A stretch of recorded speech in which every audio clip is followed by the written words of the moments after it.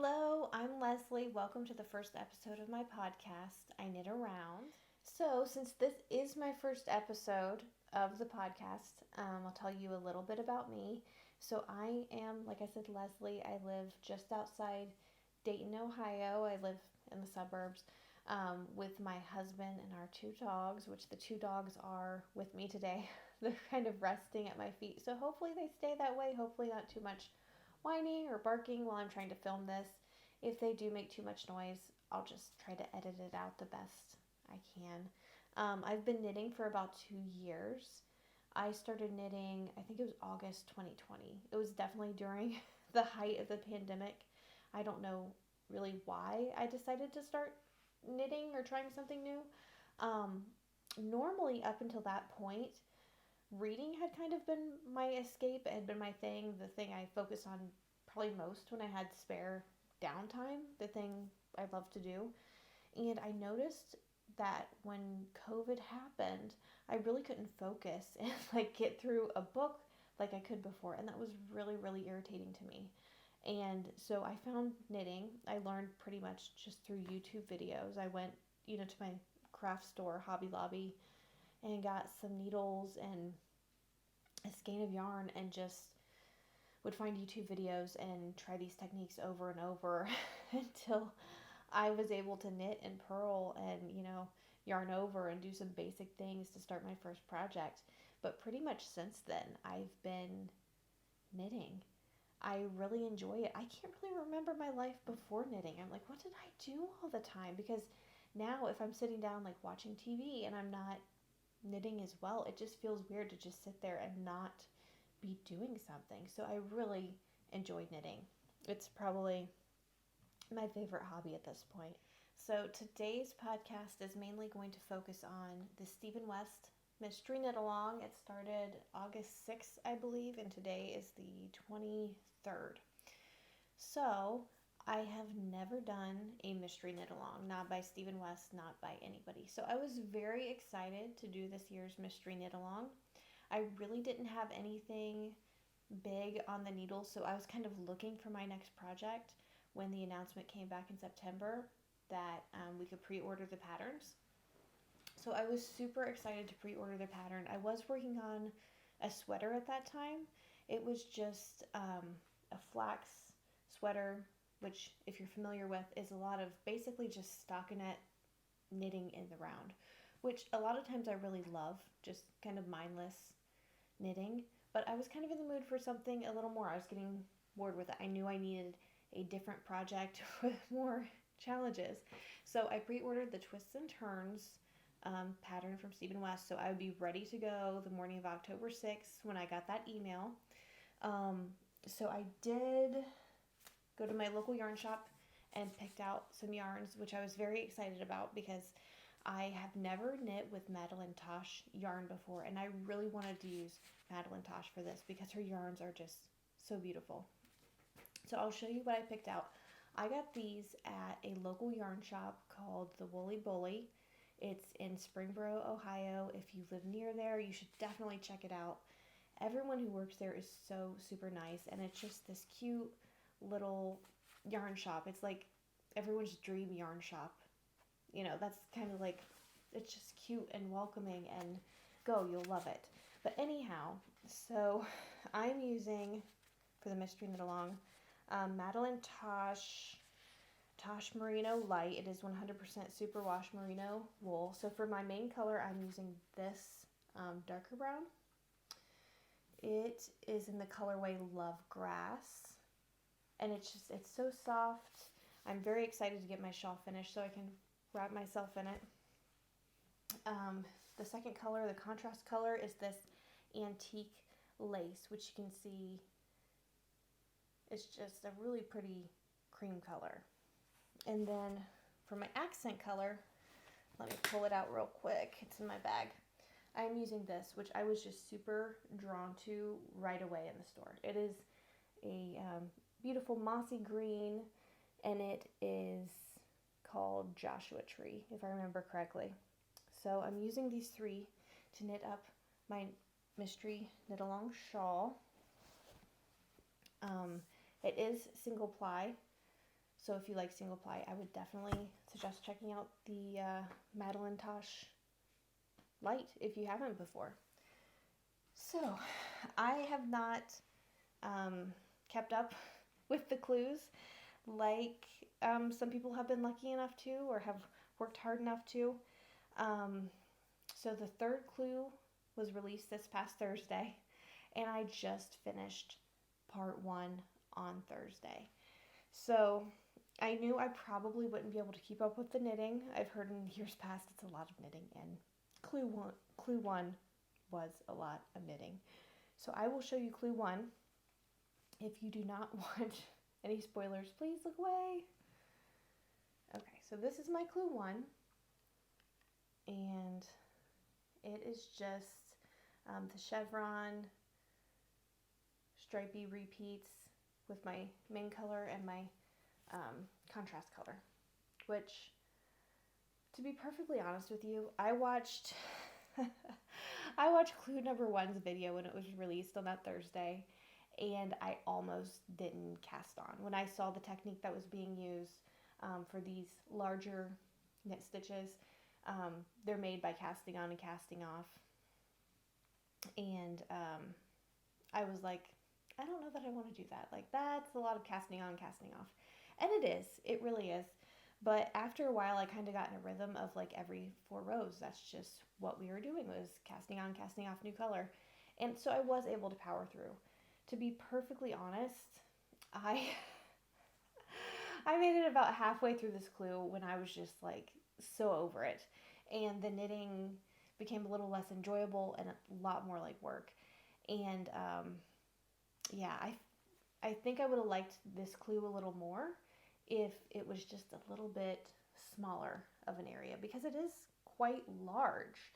I was trying to roughly estimate how much time I spent on this, and I think each repeat, each accent color, and then main color, each repeat was taking me a couple hours each, and that wasn't counting that cast on or the beautiful I-cord bind off. That was just for the repeats. And there's I believe 14 like contrast color and then main color stripes. So it was a lot of time. I applaud those of you who were able to do it in a week, because that is, like, for me, like more than a part-time job. Hours worth of work went into this. So yeah, if you made it, fantastic. I did not. It took me full 2 weeks to get that done, and that's fine. I just finished clue number 1 on Thursday, the same day that clue number 3 was released. So I will show you my clue number 2. There are 4 parts to clue number 2. If you're ahead of me or you already know about clue number 2, you'll know there's 4 things. Try not to give anything away. There's 4 different parts to it, and there's 2 parts on each side of this big panel, I guess. So I'm going to show clue 2, so look away if you don't want to see it. So this is garter stitch and short row panels, and then there's these twisted ribs with my contrast color, or accent color, sorry. It's the green. I'm not sure if you can really tell on the camera, but everyone's kind of calling it like a bat wing or a dragon wing, and it definitely looks like that. But I really like the look of it, and I've really enjoyed knitting it. So I'm almost done with this side. There's 5 of these brown panels, and I've got like 3 or 4 rows left.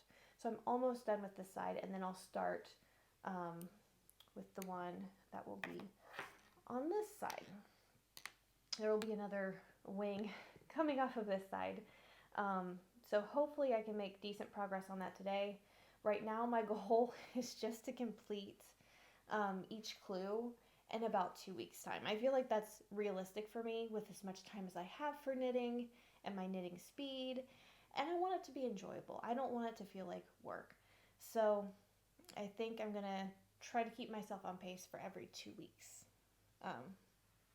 per clue, which should be fine. And I might even catch up a little bit with clue 3, because I did watch the video even though I'm not there, and it doesn't look like it's that much knitting compared, definitely not compared to Clue 1 or compared to Clue 2.